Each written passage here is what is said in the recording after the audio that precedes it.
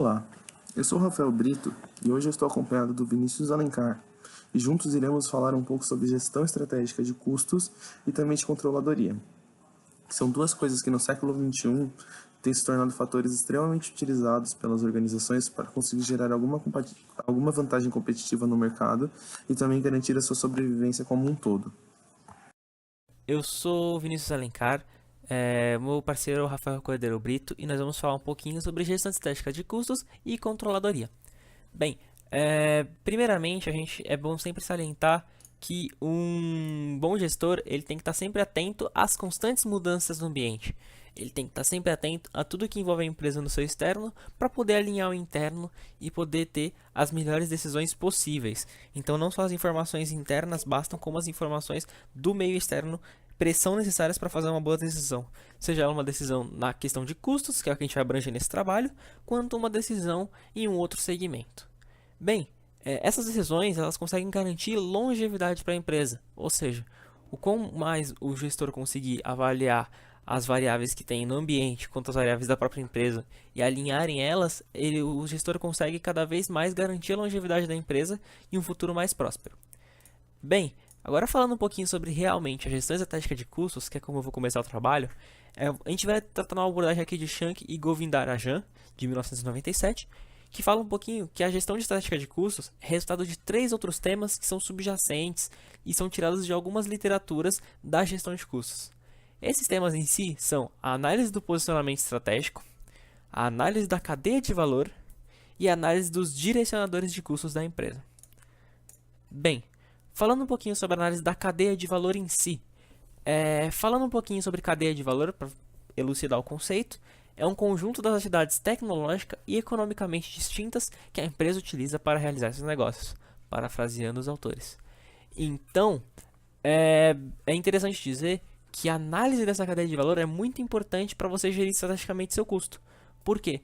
A partir do momento que você gerencia a sua cadeia de valor, a partir do momento que você gerencia as atividades tecnológicas e economicamente importantes para você realizar seu trabalho, você consegue que você tenha uma gestão melhor do seu custo. Você consegue entender onde estão as deficiências do seu negócio e consegue cada vez mais entender e aplicar as mudanças aonde devem ser exercidas. Em questão de posicionamento e planejamento estratégico, conceituando o planejamento estratégico, é que ele é um processo gerencial que possibilita aos administradores que estabeleçam o rumo que vai ser seguido pela empresa. Ou seja, é basicamente você planejar a empresa estrategicamente. É o que a gente já comentou em algumas outras matérias e tudo mais, que vocês podem ter já visto, que é a questão de você planejar estrategicamente a empresa em todos os seus setores, você planejar as nossas decisões e pensar num prazo maior. É obter sempre um nível de melhoria contínua na realização da empresa.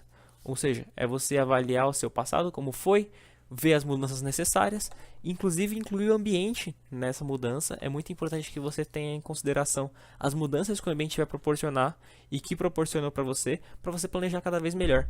E essa análise de posicionamento estratégico da empresa, de você analisar qual o posicionamento da empresa perante o mercado e qual é o planejamento da empresa estratégico, você consegue ter uma noção melhor e gerir mais estrategicamente seus custos, ter uma consciência melhor dos novos preceitos sendo tomados, das novas decisões e conseguir cada vez mais ter um custo mais bem gerenciado.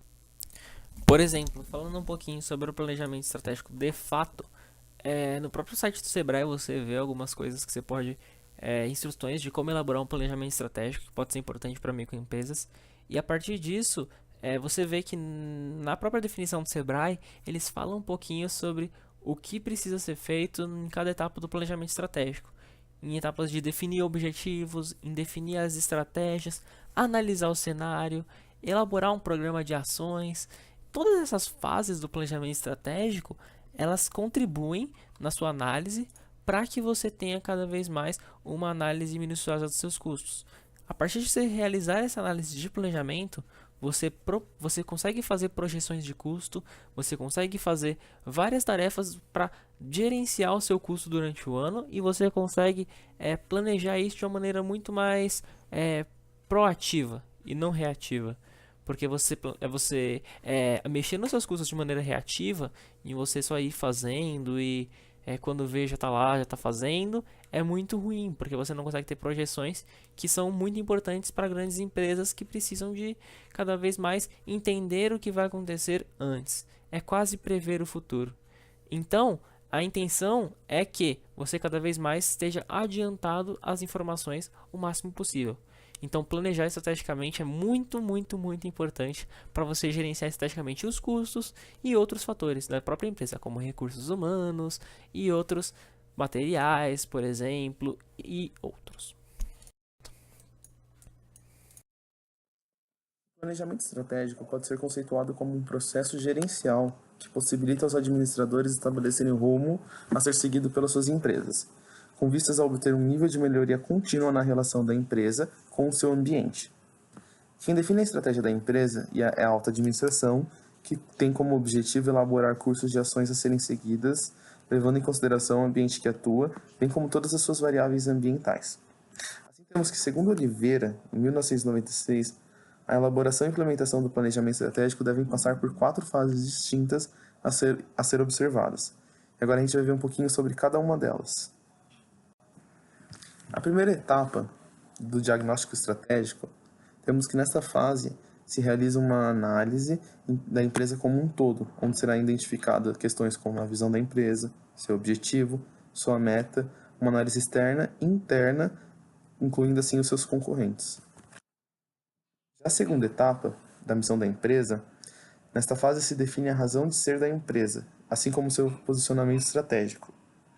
Na terceira etapa temos os instrumentos prescritivos e quantitativos, uma fase mais numérica, em que analisamos todas as alternativas possíveis para a empresa alcançar os seus objetivos desejados. Já na quarta e última etapa, do controle e avaliação, temos que se realizar uma análise da estratégia escolhida, assim como o controle pode ser feito através da comparação do desempenho da empresa no presente em relação à empresa antes da implementação dessa estratégia. Caso os resultados não sejam satisfatórios, a empresa deverá reformular sua estratégia de modo que ela venha atender os seus objetivos traçados. É realizado algo como uma comparação entre o antes e o depois da etapa. Carvalho e Laurindo, em 2003, conceituaram e definiram as estratégias genéricas de uma empresa da seguinte forma. Temos a estratégia de liderança no custo, a estratégia de diferenciação e a estratégia de diferenciação focada. Nós vamos ver cada uma dessas 3 estratégias a seguir. A estratégia de liderança no custo é uma estratégia que exige um esforço muito grande de toda a empresa, pois ela busca obter uma vantagem competitiva, oferecendo aos mercados suas mercadorias com um custo mais baixo em relação aos seus concorrentes.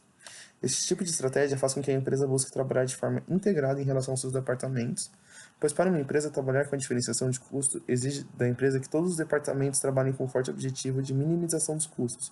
Então exige uma integração de todos os departamentos da empresa. Para Porter, um líder em custo não pode ignorar as bases da diferenciação do seu produto. Assim, ele deve obter paridade em relação ao seu produto com o do concorrente, para que a partir desta ele possa obter lucros mais altos que o do seu concorrente. A liderança de custos também exige que apenas uma empresa venha ditar o preço da venda em seu mercado-alvo, e não uma dentre as várias empresas. Caso haja mais de uma, a concorrência tende a ser maior, dificultando ainda mais a obtenção de uma vantagem competitiva e assim fatalmente diminuindo os lucros. Vale a pena salientar que esse tipo de estratégia é muito difícil de ser mantida sustentavelmente, pois o motivo da dificuldade se dá pela vulnerabilidade que se aloja nos mercados de concorrência perfeita, onde todos têm acesso aos insumos e às tecnologias. Já a estratégia de diferenciação não tem como foco trabalhar seus produtos com custos menores, e pelo contrário, ela busca encontrar um equilíbrio entre a necessidade do cliente e quanto ele está disposto a pagar pela diferenciação obtida no seu produto. Então, agora falando um pouquinho sobre a análise de direcionadores de custos. Se a gente for analisar os custos de uma empresa, a gente vai ver que ele sempre é causado ou ele é direcionado de alguma maneira por diversos fatores que se interrelacionam de formas meio complexas. Então, sempre a gente tem que analisar e entender quais são esses fatores que direcionam ou causam esses custos. Ou seja, para a Paiva, os custos eles podem ser denominados direcionadores de custos por meio de uma relação de causa e efeito que reflita de forma mais precisa a realidade. Ou seja, é você identificar e analisar o que são os determinantes de custo. Ou seja, quais são os fatores na sua empresa que estão provocando os custos. Isso vai aumentar a sua capacidade de gerir estrategicamente os custos. Logo, você pode ver que nesses direcionadores de custos, eles são divididos em duas partes, os diferenciadores estruturais e de execução. Em relação aos direcionadores de custos estruturais, esses direcionadores você pode diferenciar eles por essa estrutura. Então, entender um pouquinho sobre como essa estrutura pode influenciar nele. Essa estrutura pode variar por alguns fatores. Por exemplo, o fator de escala. Você pode ter uma diferenciação de estrutura por escala, ou seja, definir o quanto de investimento é necessário para a atividade de pesquisa e desenvolvimento, produção e marketing, ou seja, esse desenvolvimento por escala. Ou também por escopo, que é para você definir o grau de integração da empresa mais vertical. Então é você definir por projeto e não tamanho, que é mais a parte horizontal da empresa. Também tem essa definição desse direcionador estrutural por parte de experiência, ou seja, o grau da experiência da própria empresa nas atividades que são executadas e como isso pode influenciar nos custos.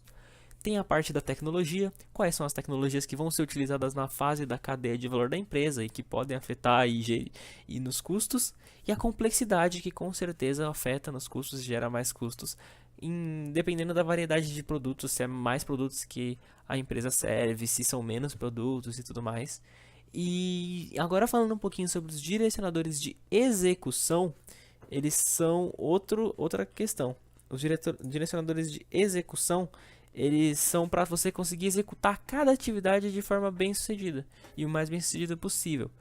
Eles também são agrupados por alguns outros, segregados por algumas outras maneiras. Vamos supor, eles podem ser segregados por envolvimento da força de trabalho, gestão da qualidade total, utilização da capacidade, configuração do produto e inclusive pelo elo de fornecedor e clientes. Esses direcionadores de execução, eles estão intimamente relacionados com o desempenho da empresa, ou seja, realmente no fato de você executar essa tarefa. O nome é bem literal e remete mais a isso. Vale a importância de salientar nessas questões de direcionadores de execução a importância sobre o elo fornecedores e clientes e também sobre capacidade e instalações. A gente não pensa muito, mas o quanto o elo fornecedor e cliente pode trazer de custos. Bem, questões logísticas, questões de você conseguir entregar seu produto até o cliente, você conseguir pegar a sua matéria-prima do seu fornecedor. Todas essas questões, elas podem trazer custos, além de outros que você pode ter com seu cliente, dependendo do seu mercado. Você pode ter alguns tipos de custos com seu fornecedor, e às vezes esses são custos que podem passar despercebidos. Você pode fazer uma análise mais interna e esquecer desses custos mais externos, que mexe com mais stakeholders, atua de maneira mais externa à empresa. Então é muito importante que você tenha consciência também desse tipo de custo. Além disso, o layout de instalações é uma coisa para se rever. Por quê? Porque às vezes a gente encaixa a empresa de uma certa maneira, tem um layout de instalação da empresa, de uma fábrica, por exemplo, e às vezes um outro layout poderia economizar ou reduzir de uma maneira pelo menos significativa nos seus custos. Então, você ter cada vez mais um controle desse layout, de início não parece importante, mas para a gestão de custos isso pode fazer toda a diferença para você poupar alguma coisa ali com energia ou com força de trabalho ou algo do tipo. Utilização da capacidade também é um ponto muito importante, porque às vezes você tem uma capacidade muito maior instalada do que o que realmente está sendo utilizada, e isso pode influenciar diretamente no seu custo de produção. Então é sempre a ordem seria utilizar a capacidade o máximo possível ou reduzi-la.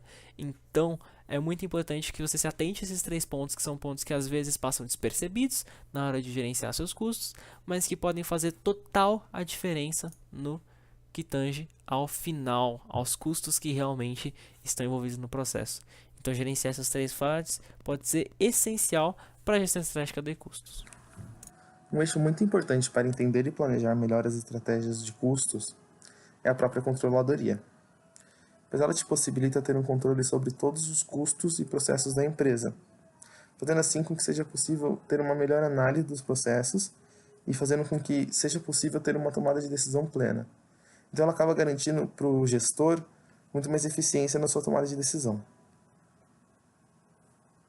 A controladoria é uma área que não pertence exclusivamente a ciências contábeis e nem exclusivamente à administração. Como podemos ver na imagem, ela está entre essas duas áreas, fazendo parte tanto de uma quanto da outra. ela é tanto um mecanismo de contabilidade quanto um de tomada de decisão gerencial. Então, ela vai auxiliar tanto ao gestor quanto com seus indicadores também na tomada de decisão. Assim, a gente pode ver que suas principais funções estão ligadas a 3 atividades: planejamento, controle e orçamentos. O controle vem muito devido a... O controle vem devido ao fato de que a controladoria deve definir os padrões de controle e projetar os resultados com enfoque nos objetivos da organização. Já o orçamento, ele garante informações precisas e concretas, permitindo que se tenha algo mais realístico e garantindo assim um planejamento muito mais eficiente. Então, falando um pouquinho agora sobre um papel muito importante dentro da empresa, nessa questão de controladoria, que é o papel do controller. Para quem não sabe, o controller é um termo em inglês que remete aqui no nosso português ao gerente de controladoria. Só que ele é muitas vezes conhecido pelo termo controller. E ele é o profissional responsável justamente por isso, pelo planejamento, coordenação e direção e controle do nome controller das atividades de curto, médio e longo prazo da empresa, na área de controladoria e também na área de finanças.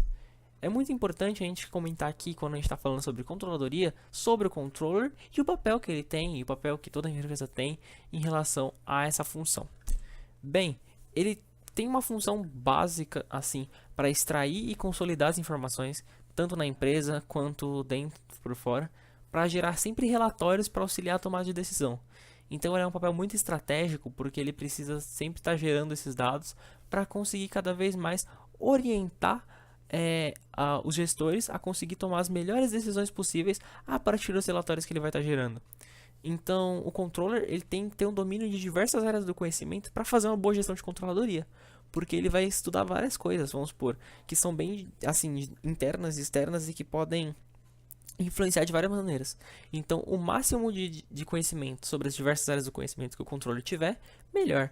Ele pode, por exemplo, consolidar dados para relatórios de desempenho de cada área, ou seja, cada área da empresa ele pode passar, mas ao mesmo tempo ele pode estar estudando os movimentos econômicos do mercado.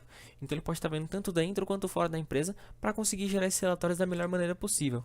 Então ele consegue orientar a empresa sobre todo o fluxo de investimento dela e também para aconselhar sobre as melhores formas de investimento e aplicações de capital, porque ele tem todas as informações geradas nos seus relatórios. Além disso, a gente pensa que o controller, a partir do momento que você designa a função do controller, a gente pensa que só ele vai cuidar da parte de controladoria, efetivamente.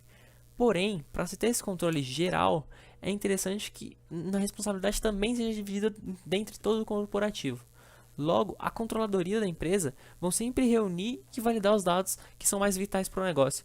Mas é importante que toda empresa tenha um próprio controle e consiga que todos os seus funcionários, seus operandos, tenham qualidade nos seus próprios relatórios para facilitar e unificar, verticalizar essa parte de controladoria.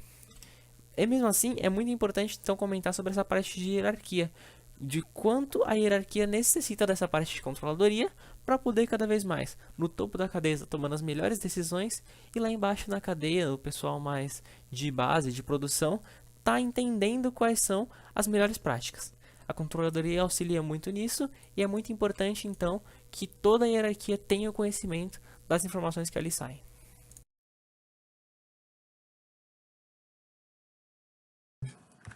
Primeiramente, temos que a medida de desempenho das organizações é ligada à eficiência e eficácia de seus processos. Mas temos que definir o que são essas duas palavras que geram tanta confusão nas pessoas. Temos que eficiência consiste em fazer certas coisas e eficácia consiste em fazer as coisas certas. Parece confuso, mas se você parar para analisar direito essas duas frases, você consegue entender o significado de cada uma delas. Eficiência consiste em fazer certas coisas, porque vem do fato de que você deve fazer com menos tempo e recursos possíveis. E eficácia consiste em fazer as coisas certas, pois você simplesmente vai fazer o que você tinha que fazer. Podemos ter o exemplo de uma luz. Uma luz ela é eficaz quando ela ilumina, mas uma luz ela é eficiente quando ela ilumina consumindo pouco e consumindo e com mais durabilidade. Em relação aos indicadores, temos que cada indicador é uma forma de representação quantificável de um processo. Mas o que é um processo? Um processo é nada mais do que uma forma sistemática de se realizar algo. Assim, um indicador é o que irá realmente indicar, de forma quantitativa, o que está acontecendo em sua estrutura, possibilitando então que a organização otimize seus processos. O indicador ele irá realmente indicar. Temos alguns indicadores, alguns principais indicadores e aí entre eles a gente tem o de resultado ou desempenho. Esses são os índices estabelecidos sobre os efeitos de cada processo para medir sua real qualidade. Como exemplo desse indicador, temos a porcentagem da satisfação de cliente ao adquirir seu produto. Os indicadores de controle, vetoriais, tendência ou suporte são quantitativos e estabelecidos sobre as principais causas que afetam um determinado indicador de resultado. E aí, como exemplo desse indicador, temos o índice de reclamação dos clientes. Já os indicadores de ganhadores de pedido são os que estão mais ligados aos ganhos do negócio, como os investimentos realizados em pesquisa e desenvolvimento. Os indicadores qualificadores dos processos medem os aspectos que dão sustentação ao nível mínimo de competitividade da organização, e os indicadores de produtividade medem o desempenho do processo da empresa. Outros conceitos também que a gente tem que falar um pouco é em relação à meta. Uma meta é o valor pretendido para um indicador de um produto ou processo. É o que se espera e foi previamente estabelecido no planejamento. Ela é constituída a partir de um objetivo gerencial, um valor e um prazo. É importante a gente se atentar para esse prazo e o valor, porque eles são o que definem a diferença entre meta e objetivo. Uma meta, ela é algo mais quantitativo, ela tem um prazo e um valor, como eu já disse. E o objetivo, ele é algo mais qualitativo. As principais vantagens de se usar um sistema de indicadores é que nós temos algumas questões como a compreensão de prioridades da atuação da organização, uma melhora nos objetivos de avaliação, possibilidade do acompanhamento histórico, eliminação de perdas, medição de grau de satisfação dos clientes internos e externos, referenciais para a melhoria dos processos, decisões baseadas em fatos e dados, e ela ainda permite o autocontrole da gestão. Então ela vai conseguir fazer com que você compreenda as prioridades, tenha maior objetividade e elimine suas perdas. Vale a pena falarmos um pouco especificamente do BSC, ou Balance Scorecard, pois ele é o responsável por auxiliar na mensuração dos progressos da empresa rumo às suas metas de longo prazo. Ele irá fazer uma tradução da estratégia em objetivos, e aí irá utilizar para isso os indicadores, as metas e as iniciativas estratégicas. Ele irá garantir questões como perspectivas no futuro, perspectivas financeiras, definindo desempenhos esperados, e ele vai servir também como meta principal para os objetivos. Ele também irá abordar questões como a perspectiva dos clientes, garantindo então que você consiga fazer propostas de valor para gerar fidelizações, tendo aspectos como o atributo dos produtos ou serviços, o relacionamento com os clientes, a imagem e reputação da empresa. Ele também vai dar uma perspectiva dos processos internos da organização, identificando recursos e capacidades necessárias para levar o nível interno de qualidade. Por fim, temos que ele também irá informar uma perspectiva do aprendizado e crescimento, desenvolvendo objetivos para orientar o aprendizado e o crescimento organizacional a longo prazo dentro das 3 características principais. Cada uma delas a gente pode ter como a capacidade dos funcionários, a capacidade dos sistemas de informações, a motivação e a iniciativa e o empoderamento. Bem, a questão de gestão estratégica de custos e controladoria é uma coisa muito importante. Como mostrado um pouquinho no slide de definição de controladoria, tá tudo ali um pouquinho interligado, a contabilidade com a controladoria e com a administração.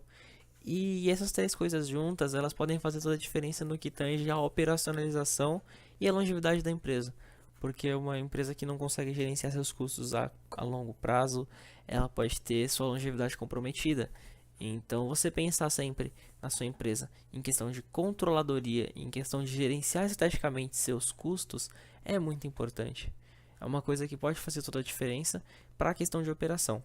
Ter um bom controller, ter uma boa veracidade, pesquisa dos seus dados, ter profissionais capacitados para realizar cada uma dessas funções aqui descritas, por exemplo, que saibam usar a ferramenta que foi aqui apresentado, o BSC, que consigam também operacionalizar todos esses processos de estudo. Então, conseguir que esses profissionais entendam toda a cadeia de valor e como aprimorar em questão de reduzir custos, eu quero dizer, aprimoramento, mas em questão de aprimorar a cadeia de valor, otimizar os processos, é tudo muito importante para que se tenha uma operação enxuta, funcional e que tenha o menor custo possível, para que você consiga cada vez mais atender aos anseios do cliente da melhor maneira possível e visando sempre qualidade e reduzir os custos.